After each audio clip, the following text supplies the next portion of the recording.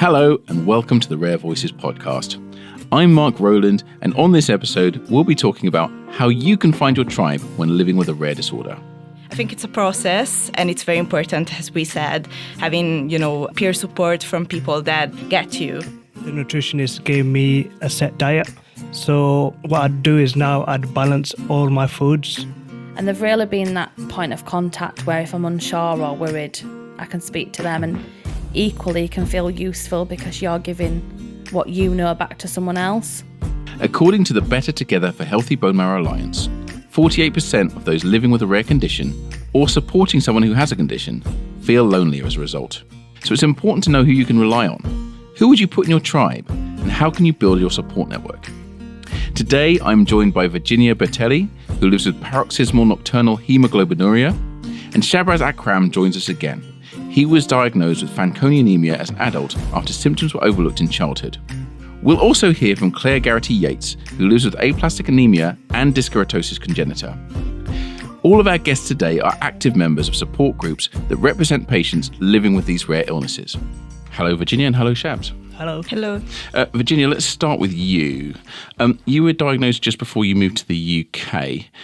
How did you maintain a community around you when you were kind of figuring out a new place to live and, getting used to living in somewhere new? Yeah, well, I have to say I was very lucky because my doctor in Italy knew a doctor, a PNH specialist in London. So I got referred immediately and I went for a visit there in the hospital, and my clinical specialist nurse kind of handed me a leaflet, which was created by PNH support. So I immediately joined the Facebook group and contacted the chair of PNH support for information. So I immediately got like a peer support network, which has been great to me. And most of all, I have to say, during that period, my friends were my support group and the persons that were like the closest to me when I had my first crisis and when I had to deal with my disease for the first few months. And it was very, very important for me to have them there as my family, which is obviously amazing, was living in Italy. So they couldn't really, they had limitations on what they could do to support me. And I also had my boyfriend with me, which was key in supporting me, with my day-to-day as well, and kind of helping me when, things were really hard, or when I had to find a balance between like fighting my disease, but also having a normal life. So what does your support network look like now? Who's in your tribe? Again, for sure, my boyfriend is my rock, and my friends are still there. They're very important to me because I think they've learned to understand my disease with me, and they understand when I say, that I can't do something or I'm very tired, it's not because I don't want to be with them or because I'm neglecting them, but because it's my disease that it's limiting me, and I actually need that rest or, the time to stay by myself. And at the same time, they're keen pushing me to do better. So, yeah. And Shabs, who's in your tribe? Who are the people that are most important to you? My friends, the Better Together group, and the nurse was a specialist in Fanconi anemia, Beth, and my Fanconi anemia friends. Okay. I heard you've got a friend you particularly rely on. Who is that? How do they help you? I've got a really close friend who I became friends with around 15 years ago, and he's always been there for me from day one. So anytime I feel low or I felt down, we've always gone out for desserts or gone out for a meal where he'd just sit there and just let me have a rant about my condition, and I can provide an update to him and he'll always listen to me. I'm also really close to one of the parents whose teenager has got Fanconi anemia. Her name is Stacey, and we got on really well when the first time we met at the CIG group, and she's also always been there for me. She's got a really dark sense of humour, which really matches my sense of humour. So we get on really well, and whenever I'm feeling down or anything, I can always drop her a call on WhatsApp or drop her a message, and she's always been there for me. So she's got a really good personality. She's been a really good friend to me, just get on really well. Wonderful. So how do you both make sure you've got time for your social life? What do you like to do, and how do you manage your condition around your social life? Well, I have to say I've always been a very active person, and I've always had a busy life, and I also like traveling a lot. I'm very involved in my patient organization work as well. So it's very hard for me to kind of find a balance between being that active person and keeping doing the things I love, and actually taking the time to rest and to recover. And obviously, one of the main symptoms that I have is fatigue, which is something that you really need to learn how to deal with. So I think it's a process, and it's very important, as we said, having, peer support from people that get you. And this is why PNH support has been key for me to understand how to handle my disease and to find people that understand me. For example, I've been involved in different initiatives like patient advocates training, where I had the chance to meet other people with my disease or other people with different diseases, but that were kind of going through the same things I was going through, and that really helps you kind of putting things in perspective. The balance I found was, because previously I used to be a fitness trainer, I wasn't diagnosed at the time. So I've always wondered whilst I was fitness training why I'm feeling tired and stuff like that. But once I was diagnosed, the dietitian and the nutritionist gave me a set diet. So what I'd do is now I'd balance all my foods. So I'll have a set meal plan throughout the day. I'd also only work out once every 3 days to help me recover from fatigue and stuff. So I wouldn't do any straining exercises anymore. I'd just do the exercises that I'd feel comfortable with and take it from there onwards. My social life, I mostly balance by, I listen to a lot of music, a lot of motivational videos. So that keeps me going when I'm feeling anxious and stuff like that. So especially my music, I like listening to music to just calm me down and just feel normal outside. Any favourites? Michael Jackson and Elton John was a good favourite. Bob Marley was also a good favourite of mine. So you're both actively involved with the Better Together for a Healthy Bone Marrow Alliance and your respective charities, PNH Support and Fanconi Hope. So what does that sort of volunteer work mean to you? Well, for me, it means doing something good with something not as good that happened to me, and using my experience to help others that are going through very similar things and might not know that there are opportunities and support out there. For me, it is I've become like an ambassador now in the works of becoming an ambassador for Fanconi Anemia. I've also helped out quite a lot on the Fanconi page, the Facebook page. So whenever a member would post something, I'd always try and help out in the best way possible or point them in the right direction on what help is available. For example, nurses, other endocrinologists, NHS professionals.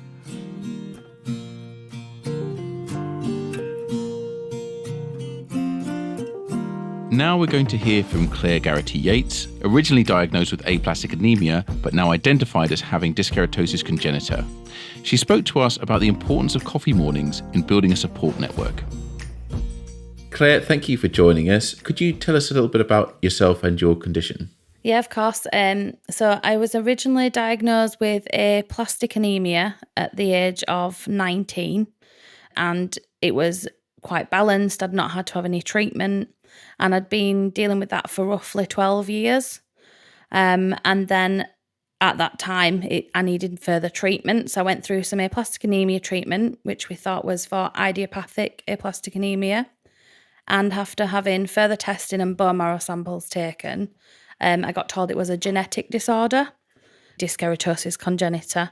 And since being told my sister has it, who is slightly younger than me, not needing any treatment, but she has the genetics, and it's actually being passed down from my father. So my father's undergoing testing and he has dyskeratosis congenita as well.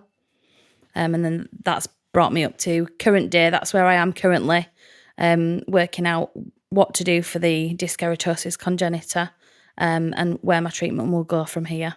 Right, okay. I know that the coffee mornings through Aplastic Anemia Trust has been really valuable for you. Could you tell us how you got involved with those mornings? Yep, so when I went to the Aplastic Anaemia clinics at St James's Hospital in Leeds, you sit in a waiting room and there are TVs around that have adverts up for the Maggie's Centre. And on one of those adverts, it said that they did an Aplastic Anaemia Trust coffee morning. So I'd asked the nurse specialist at that appointment, and she directed me over to the Maggie's Centre there, and that's where the coffee mornings are held on the same day as my clinic. So I went in and was greeted by a lady called Zoe, and that's where it all started, basically, from there. Great. So why have these coffee mornings been so important to you? They've been really important as a connection with other patients, and being able to speak to someone who's in the same position as myself. So meaning, when you speak to people that have not got any sort of condition, whether it is aplastic anemia or anything else, they don't always see how important it is or how much of a struggle it is. So having them other people there, the other patients or the other people who work for the Aplastic Anemia Trust, means that everyone's got an understanding. You can be yourself and actually express how you're feeling, and they understand you, more importantly, as well. So how have you developed a support network through these coffee mornings? Making sure that you've got people that you can, rely on if you need someone. How's that developed? There's a group over at the St James's Hospital who are specialist nurses. I'm quite lucky because a lot of people with aplastic anemia or dyskeratosis don't have that immediate connection, so they don't live near a hospital that has that service. But the coffee mornings have meant that I can speak to different patients, and the specialist nurses are in the Maggie's Centre. It's quite a calm, relaxed atmosphere. So they don't wear any of the clinical nursing outfits, but there are nurses available. So you're in a lot more relaxed setting. And for instance, if there was something I didn't want to ask my specialist, I can still go to the coffee mornings and speak to a nurse. Might not necessarily be a specialist, but they can still advise. And the whole atmosphere and surroundings are a lot more relaxed.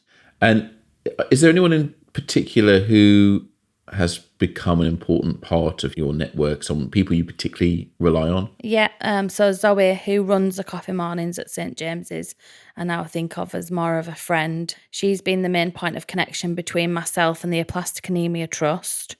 And there's also another patient there called Robin.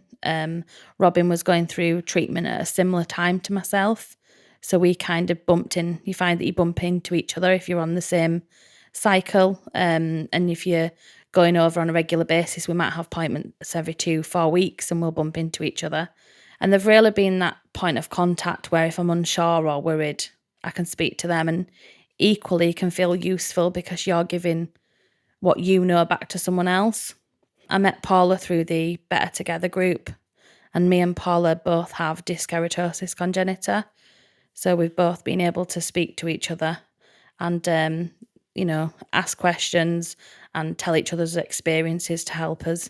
So how else do you stay connected with people? I'm on the online Facebook groups for the Aplastic Anemia Trust and dyskeratosis congenita, both the professional websites for the charities and the patient support groups. So I stay connected that way. There's a lot of questions that are asked on there, and you can read through the comments from specialists and get a rough idea of what's going on for any particular sort of thing that you're worried about. I've also got a WhatsApp group, so with the Better Together group and for the coffee mornings, and I follow both of those WhatsApp groups. Again, we have a lot of communication, got good friends through it, and we get a lot of support and advice as well. So finally, what advice would you have for other people with rare illnesses as they try to find, their own community, their own tribe, if you like? Yeah, just to not be alone. So don't sit and dwell on it on your own. Even though it's rare disease, there will be someone else out there that is willing to speak to you, is willing to talk and to try different things. So try maybe the Facebook group, the WhatsApp groups, the online charity meetings, the face-to-face coffee mornings, and there'll definitely be something for you. And just not to, suffer it alone. There is definitely something or some place or someone that you will connect with, and just to keep looking for that. Thank you to Claire for sharing that with us, and thank you both as well. Any final thoughts or advice for listeners on how to find support and community? Well, I think for sure, talk about your needs with your clinical specialist nurse and your doctors, and be proactive in looking for support, because there's support out there. And don't be scared of asking for help, because we're all going through the same things. For the Fanconi Hope, you can go on to www.fanconihope.org.uk, where you'll be able to find a variety of information. Also be able to register on the Fanconi Hope register, and any other information that you require with the condition will be all given on that website. And we'll include some links in the show notes to some of that resource. Brilliant. Thank you both once again. Thank you. Thank you. In the next Rare Voices podcast, we'll be looking at navigating the healthcare system. Be sure to subscribe on your favourite podcast platform so you never miss an episode. And if you're really enjoying this podcast, be sure to let us know at super-rare.org/podcasts and help us make more of them. This podcast is brought to you by the Better Together for Healthy Bone Marrow Alliance, incorporating the Aplastic Anaemia Trust, Congenital Anemia Network, DC Action, Fanconi Hope, PNH Support, and SDS UK. It is funded by the National Lottery Community Fund.